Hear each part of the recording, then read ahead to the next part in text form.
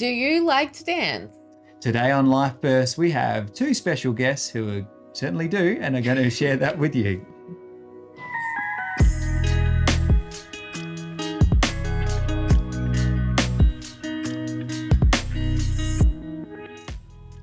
This is Life Burst. I'm Sarah. And I'm Matt. It's great to have you with us for another episode of the show.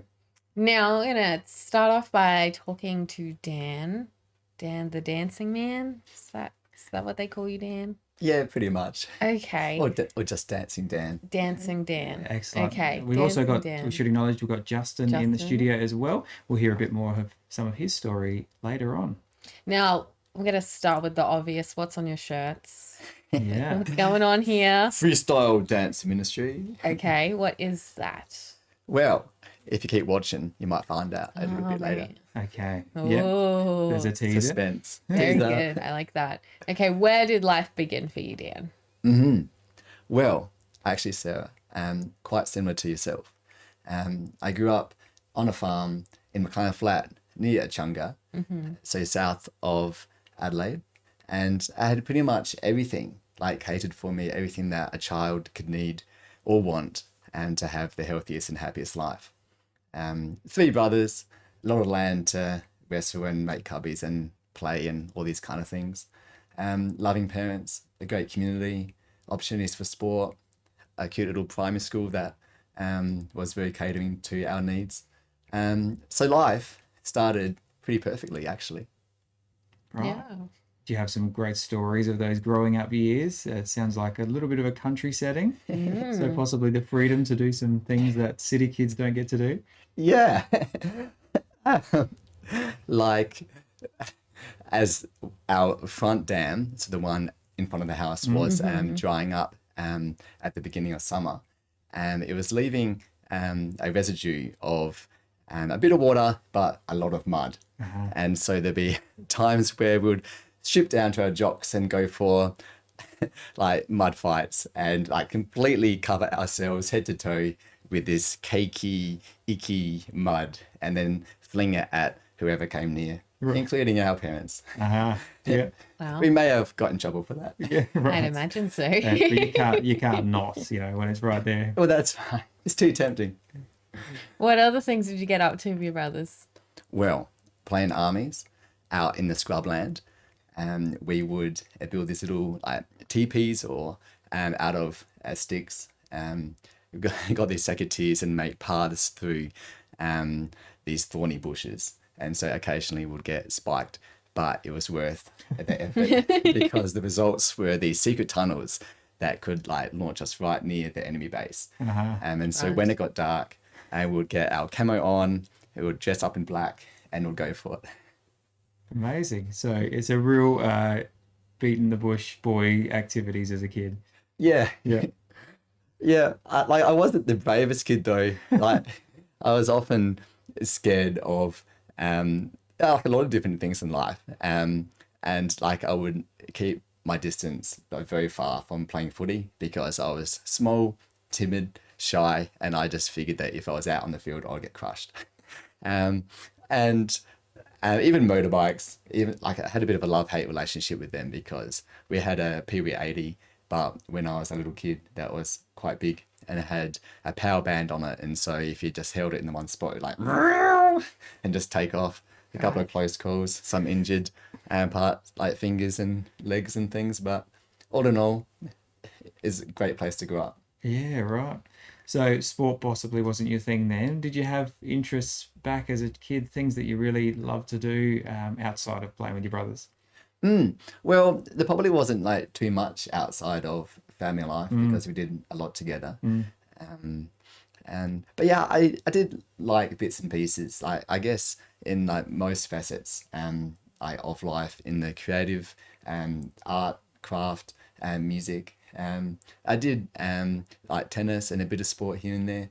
I wasn't the most competitive though, but I did enjoy running around. What did your parents do when you were growing up, living in McLaren?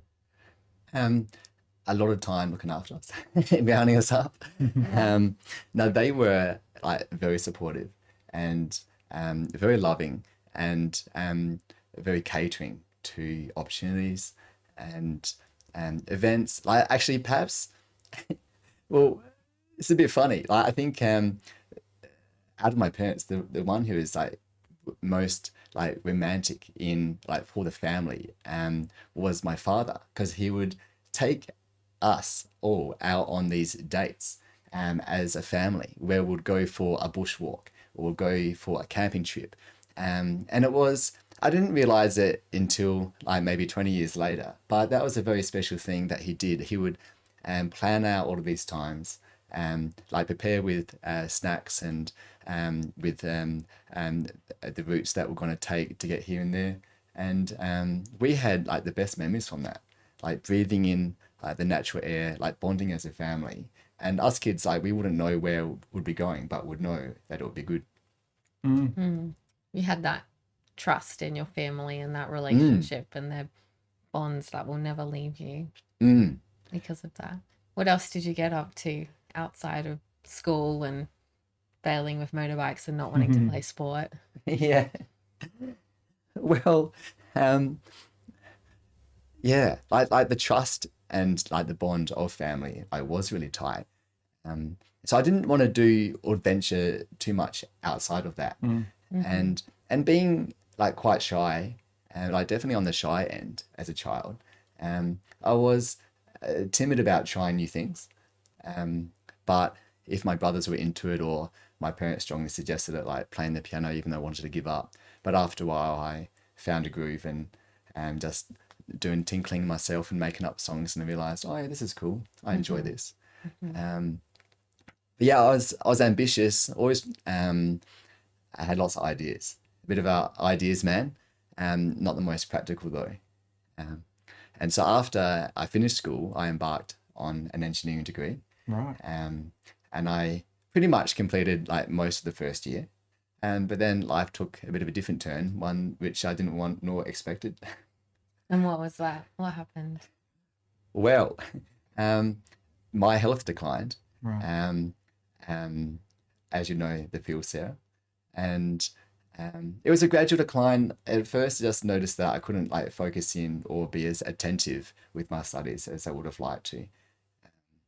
And I think like feeling a bit lost, perhaps a bit directionless. Like I was out in the adult world and growing up in such a safe bubble, like on this like rural property, and having everything like catered for me, and me now having to grasp the bull by the horns and to pave the way for myself. I was kind of failing with that, but also an underlying health issue, which I didn't know what it was at the time.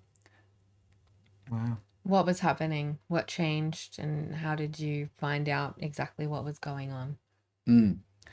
Well, I started feeling quite despondent because I was always a very high achiever, and I would get pretty sad if I even just got a B. I wanted to always like hit the top marks. And I thought, well, maybe like my vision is failing. Perhaps I need to like my vision of my future. Perhaps I need to like change courses. But I tried that, got into a different university, but it didn't fix things. And I just wanted to be fixed. I just wanted to be back to my usual self. And my brothers are growing up. There's different dynamics with the family. There's some like strains and pressures that the family were now enduring. And so I didn't feel as like hugged into that or nestled. It's like, I've got to search something out. And like together with my parents' help, we visited naturopaths, doctors, trying to get at the root cause of what was ailing me, but could never really pinpoint something. But then about a year and a half later, like that's when my life changed dramatically. A big chasm formed, and would always be known as a before and after moment, because I just broke. Okay, we totally have to stop there and go to a break because I really, really love this. And you guys did the suspense thing before, so now I get to do it. We'll be back with more of Life Bursts with Matt and Sarah straight after this. This is Life Bursts with Matt and Sarah, and we're having a chat with Dan, and I have turned back and done what they did to the rest of you on them. So we've left at this really suspenseful part. Something happened and then everything changed. What changed? Take us all Well, what I had in this moment was a crisis. It was a mental, emotional, spiritual, physical breakdown. Wow. I lost about 90% of my capacity and probably about 98% of my childhood memories. I was stuck in this very narrow mental window where I couldn't figure things out. I had constant paranoia, anxiety. I lost my identity of who I was, and I could barely function. Like my motor function was very poor. And even like communicating with others, I could barely manage. Sometimes I just couldn't even get the words out, and I didn't know what was happening around me. I lost my grip on the world, and it seemed as though every bit of information was just floating in the air. I didn't know how it was placed, and I didn't know where to put it. I didn't know how to make sense of it.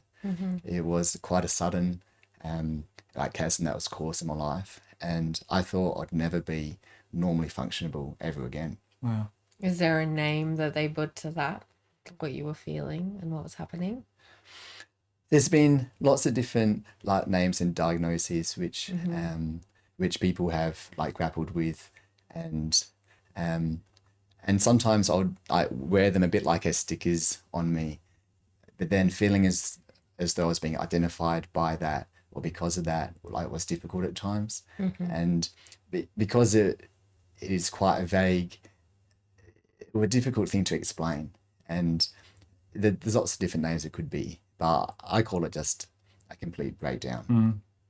Yeah. Okay. Wow. So life completely changed for you in that moment. You lost 90% of your energy, but at a certain point, how did you grapple with that? How did you come through that and start to see light again? And I want to add something on top of that. Yeah. How old were you? Okay, yeah. So I was about 19. Okay. Yeah.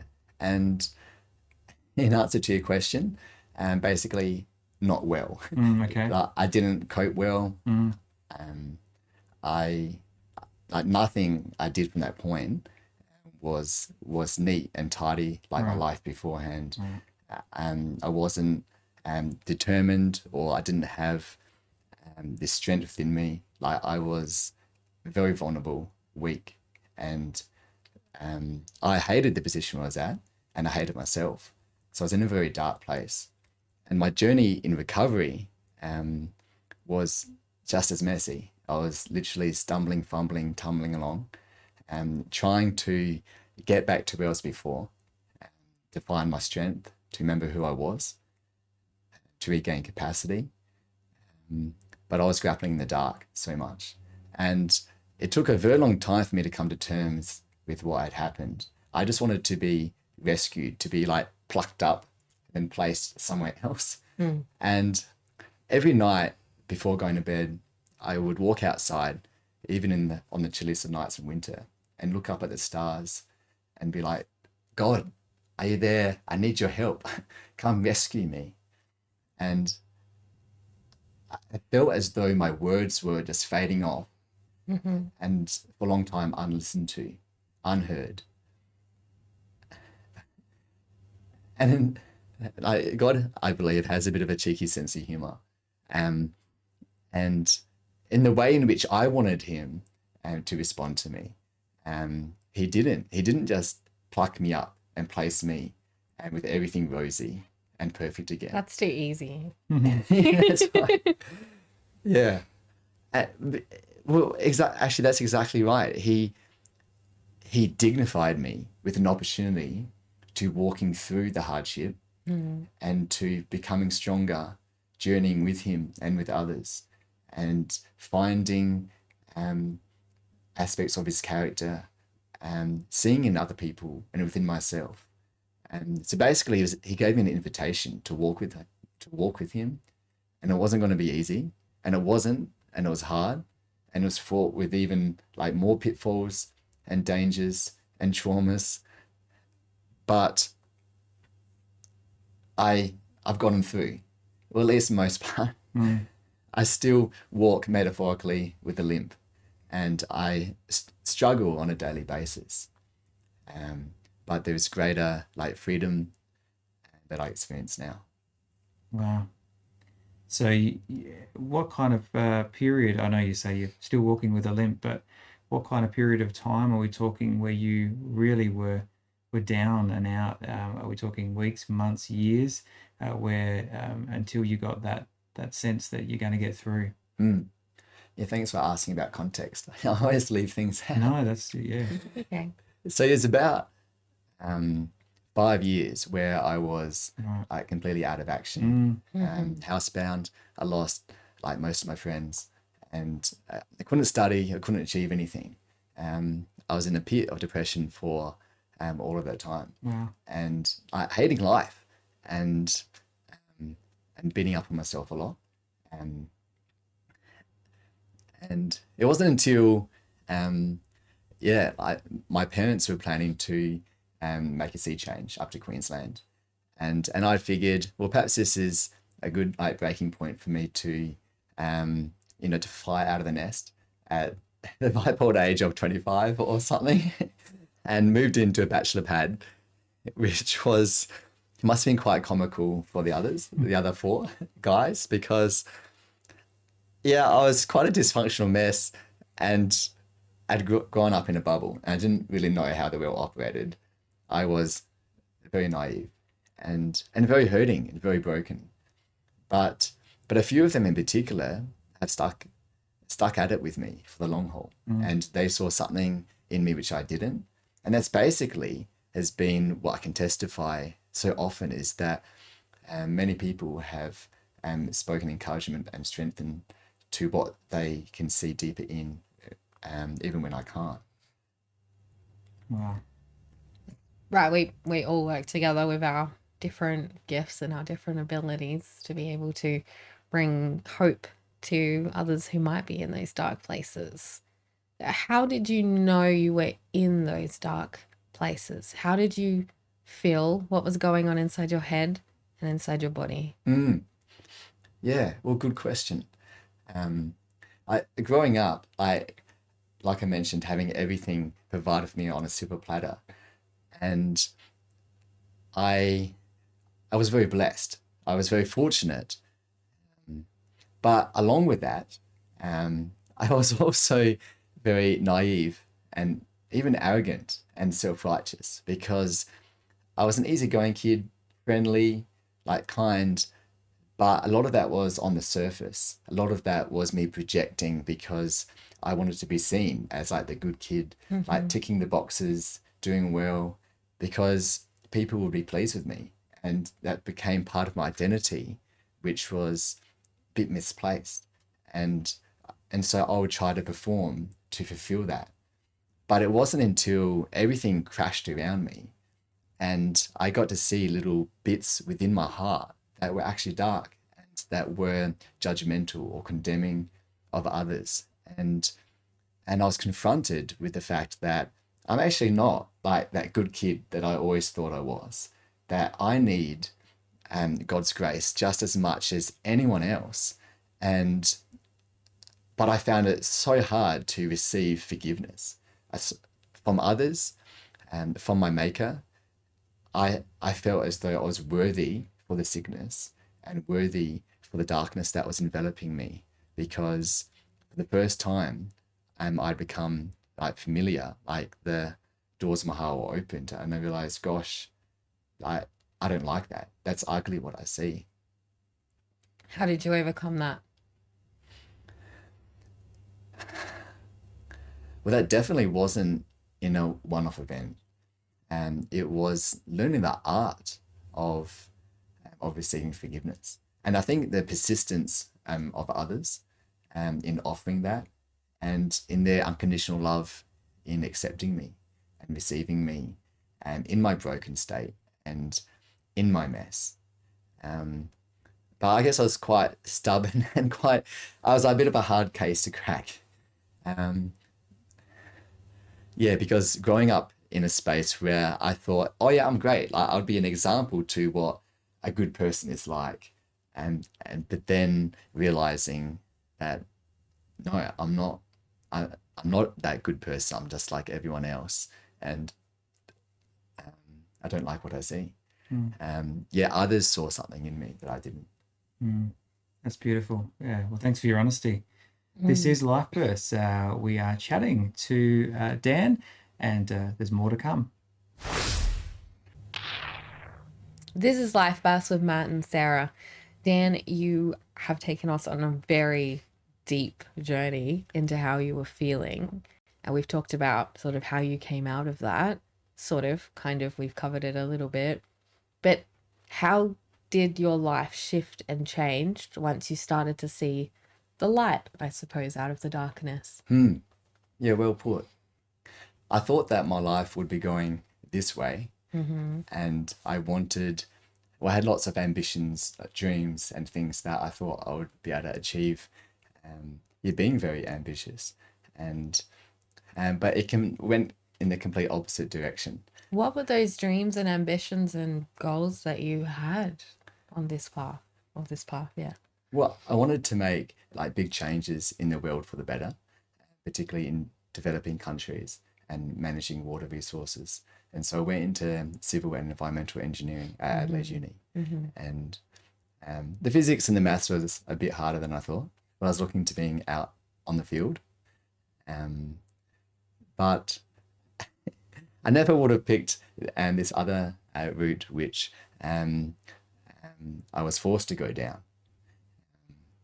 But now I can say that I'm glad I did, because when this crisis happened, when this chasm like split my life in two, it was the worst thing that could have happened to me, but also the best thing, because it broke me down, which meant it broke down my self-righteousness, my judgmentalism, how I thought that I was like superior or at least better than others. It humbled me. And a bit like rocks, when they're ground up, it becomes like nutritious matter for plants to grow in. And so there were some seeds that were planted within this fertile soil of my soul. And it took me on a weird and wonderful path. Like particularly when I was 27 years old, I was in a prayer meeting because all I wanted to do was just connect to my Heavenly Daddy. But I couldn't use words because they're all tangled up inside of me with the trauma. It was locked in different compartments, or a sentence was a bit like a piece of string that a kitten had played with for 2 hours, which is all tangled and messy, and who can be bothered to untangle that? And that's how I was feeling. And so I couldn't pray anything. I couldn't use words to articulate. But then this strange thing happened. After my despondency about not being able to participate, and after feeling even more rejected, I allowed myself to be quiet in my spirit and just to listen a bit, to incline myself to the atmosphere around me, which was beautiful because there was a couple of people playing acoustic guitar and singing. After a bit of time, I felt this peace and love kind of like wrap over me, and it quelled my spirit, and it led naturally, spontaneously, with my arms moving in response to the music, just gently and artfully, a bit like this. And I was thinking, this is a bit weird. Like, what's kind of happening? Like, I could control it, I could stop it, but I didn't want to, because for the first time in years, I felt a connection to my heavenly maker. I felt that God heard me, and he was listening, and he was there with me. So that actually was the seed within my fertile, broken up soul that first birthed this gift of dance. Right. Okay. Right. I want to know more about this prayer meeting and these people. So were there people praying for you during this time? Were there people around you who were helping you in this way to help you get out of this dark place, for this thing to happen that you didn't want to stop but was happening anyway? Yeah. Yeah. Well, it was a nurturing environment, and I don't think I knew any of them like very closely or very well. Yeah. But it was a space that everyone was welcome, and any age, and from any background, And so I did feel welcomed, and I did feel supported. I did feel that I could be expressive, even in like weird ways, without being judged. Even though at that stage I was kind of over feeling too self-conscious, because my mess and my brokenness would leak out of me in everyday life anyhow. And so I was used to being people remarking about that or feeling judged by that. And because I was in such a hard place, which I really wanted to get out of, I'd be willing to do more radical things, like to break through that, because life sucked pretty big time. And there were some golden moments within that, particularly pretty much always when there would be personal connections with others. In fact, one of the things which I hold like most dearest and nearest to my heart is the gift of empathy, and in truly like feeling and hearing how someone else is going. And it all started when someone came to sit next to me when I was at a swimming pool, and I was feeling pretty despondent.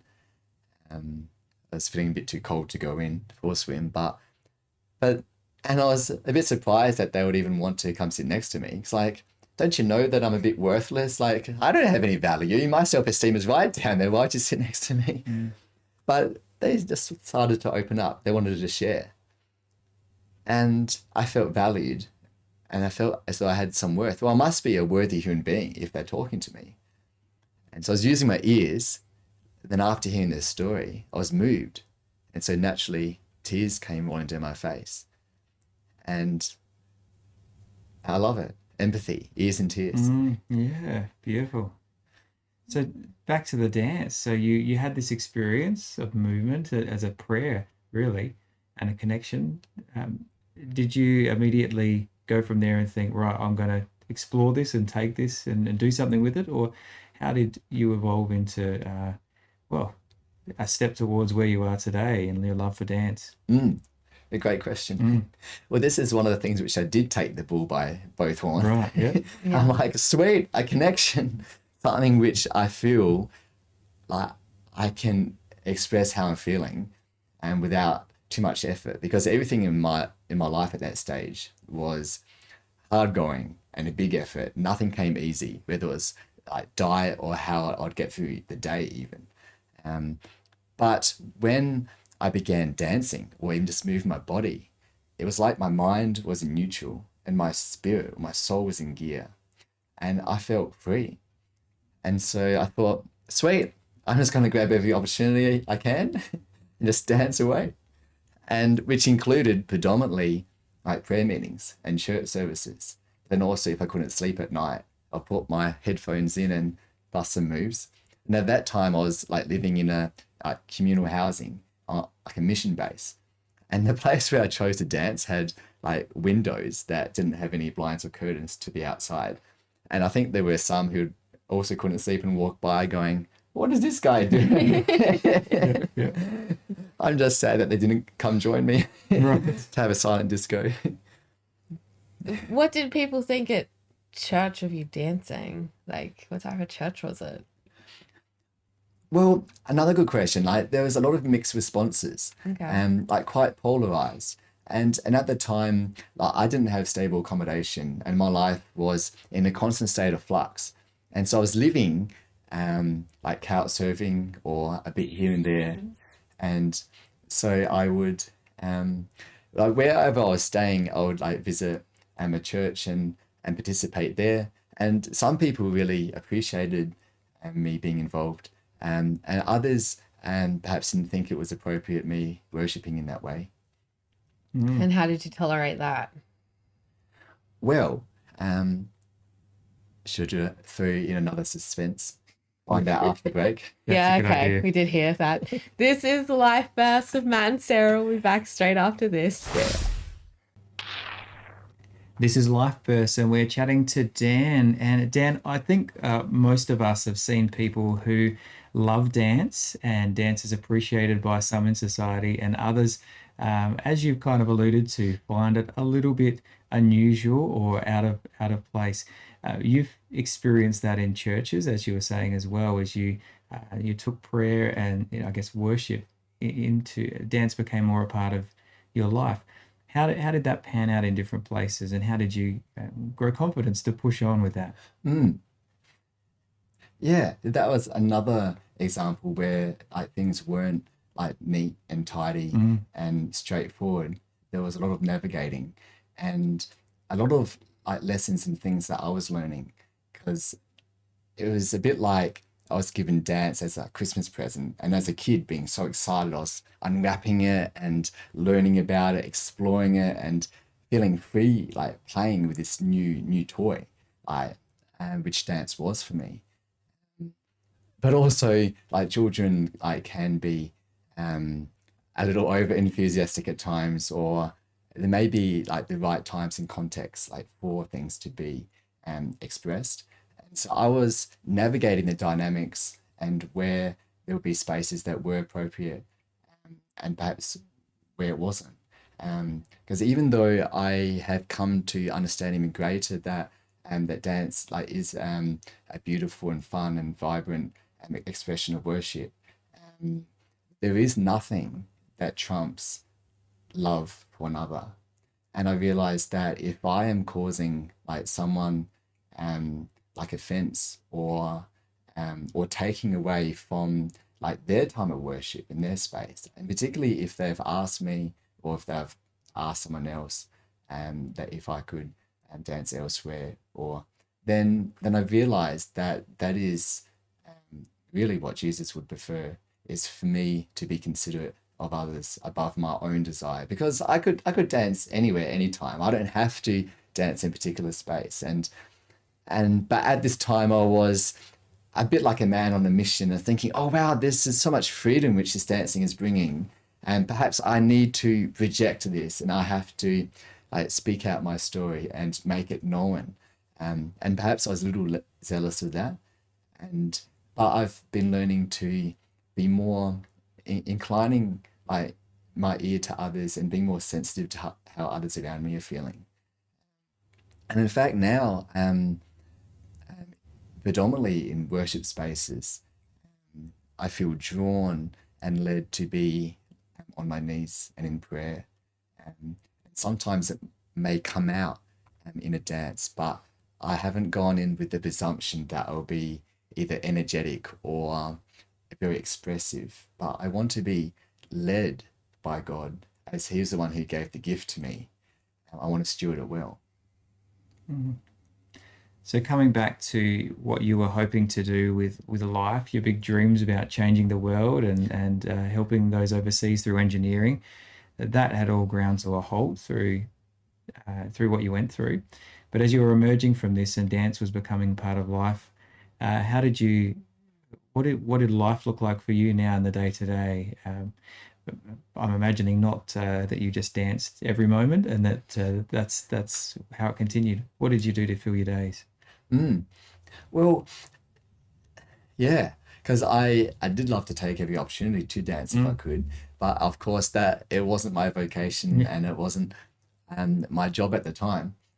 Um, And it was empathy. I was like tapping into a lot and looking for opportunities um, and that I could like connect with others, because I was still in a very broken place, and I was still like unable like to hold down a job. I'll do bits and pieces of work here and there, but my energy being so fluctuating and so unpredictable, um, um, yeah, I wasn't too functionable.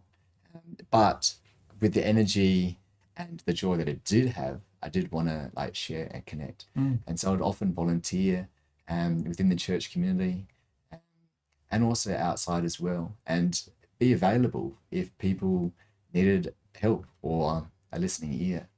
And so whether I was a dorm leader at a camp, or having chats and supporting someone who I bumped into out in the parklands who didn't have permanent shelter, um, then I would just offer like company and friendship.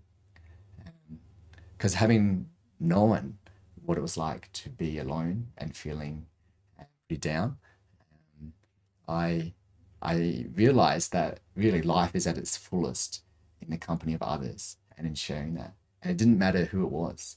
I had friends of like every age and every background, and whether flourishing in life or feeling like me that they couldn't get a handle or grip on it.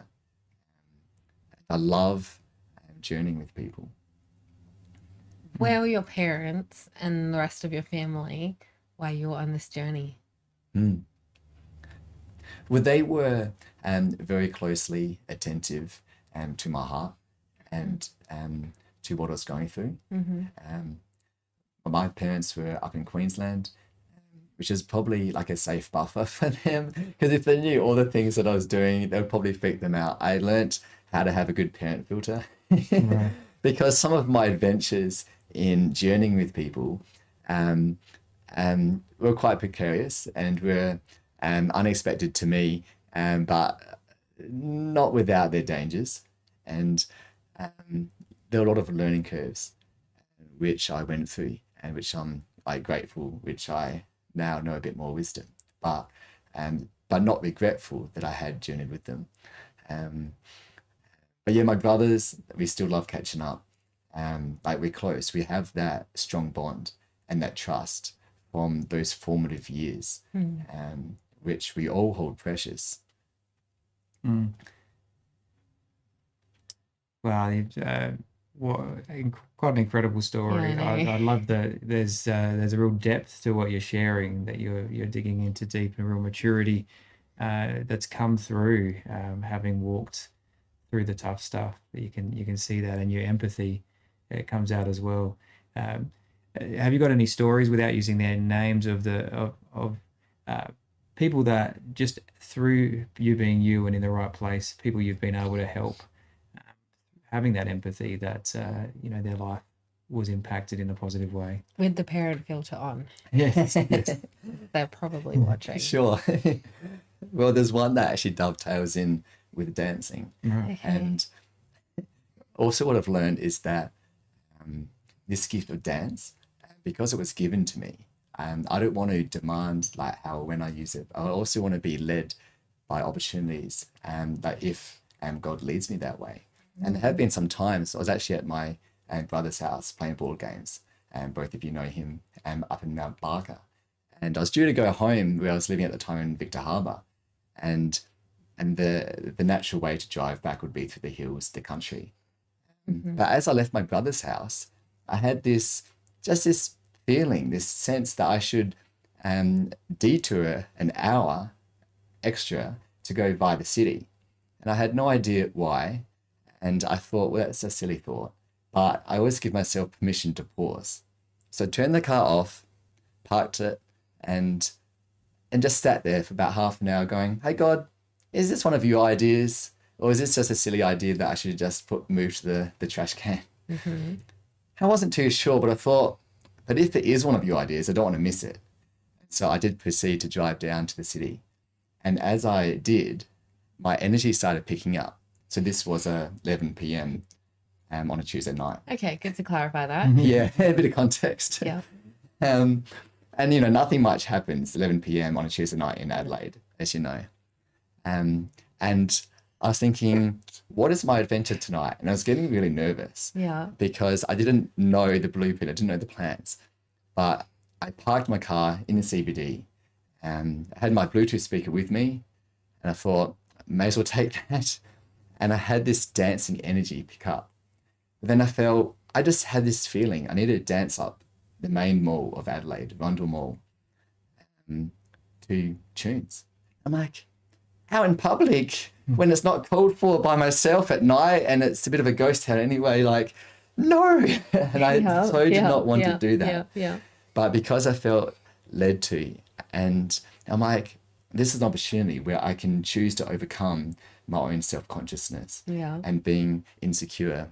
And so turned on my Bluetooth speaker, and as soon as I hit play, all the fear left, and I just started dancing around a mall, didn't know why, until I got to the other end.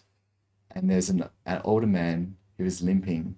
He was very discouraged, and he seemed to have had a pretty heavy, rough life. and worn out.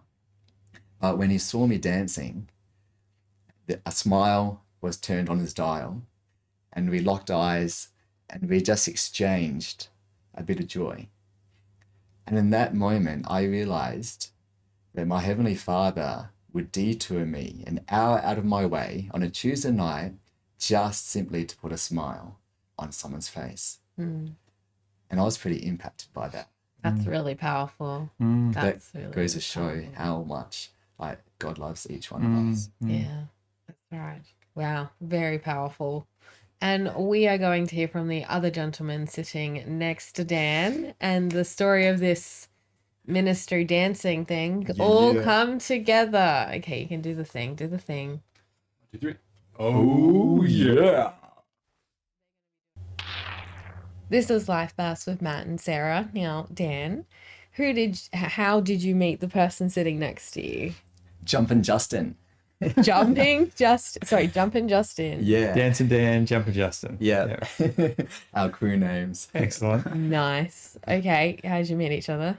Well, it kind of like followed on from my previous vocation, which was simply just being available and like volunteering in bits and pieces here and there. And so I was down in Victoria and out in the country, kind of in the middle of nowhere, and Haywood, which is kind of near Portland. Right. Yeah. And to support family friends over there who had lost a loved one. And the next day, Justin was taking workshops at a primary school in Portland. And I thought, well, I'm in the area, and I may as well go check one out. Because we met on a youth camp up in Queensland a couple of years prior, and we exchanged each other's numbers. It was like, hey, you like dancing, so do you. We should keep in touch, see what might come of it. And time had passed, but then he'd given me a heads up a bit of his itinerary, and I thought, oh yeah, well, I could just check it out. I didn't realize I'd be given a bit of a role as I went to check out the workshop. Right, okay. And I was learning the dance on the spot with the kids, and then facilitating a small group. I'm like, okay, what am I doing? Am I part of Wow. this? Well done, Justin. Yeah. Got to put him to work, yeah. That's right. If he's willing. That's right. He's a good leader. Right. But yeah, I feel honored and even more than that, it was so fun. And I realized I want to do more of this. And because Justin had arranged to be going on this dance tour around Australia with someone else that had just recently fallen through, so there was a space in the van, a seat spare for me. And so when I heard about that, I'm like, hey, can I join? I can't remember if I volunteered or if he asked me, but either way, it was a mutual agreement that. So it was checking it out one day, then hopping on board the next, literally, and going around Australia 6 months from there. Wow. Okay. Right. Justin, what did you think of Dan, and how did you trust him so easily? Yeah, well, this is the funny thing is when I remember meeting Dan, I remember meeting him in the dance circle. So we were at a camp with maybe 500 or 600 other people, maybe 400 youth and 100, 200 leaders helping out with this camp. So we weren't camping per se, but where there was a dorm arrangement, et cetera, et cetera. And Dan really stood out because I saw him dancing in a bit of a circle in between. There were people speaking, so we'd come into a main hall, listen to someone to speak. Yeah. And then in the, I suppose, interim, Dan obviously had a bit of energy that had to come out. And so Dan got his speakers out and was dancing. And I remember thinking, wow, this guy is just, I've never seen someone dance like him before because it was so original. He was dancing as Dan. Dan was dancing. Mm-hmm. And I remember him dancing. And I'm pretty sure I got in there afterwards and busted a few moves to let him know that I danced too. And don't you come in this space? That's right. Yeah, that's right. Yeah. And so we had we'd call that an exchange in the hip hop world. We had an exchange. And in the cipher in the dance circle. Look at these hip words we're learning, Matt. Yeah, that's right. Yeah. So and then, we just got talking, and I think we even met up the year afterwards at the same camp. And then I gave Dan a call before I hit the road. So this was back in 2019 in May, so just over 2 years ago now. Yeah. And said, Dan, I'm going to be in Western Victoria. And so you just come check it out, you know. And I just knew, I didn't know much about Dan at the time. I just knew he was into dance, seemed like an all right kind of guy, seemed pretty energetic, so something kids might get into. And I just thought, let's get together and see what we can do. And we met at a cafe in Portland, and I said, here, put this t-shirt on, and it's just 10 minutes down the road, just follow me. And then I said, I'm pretty sure in the car, and I said, oh, hey, like, you should totally like share a bit of a testimony today if you're feeling it.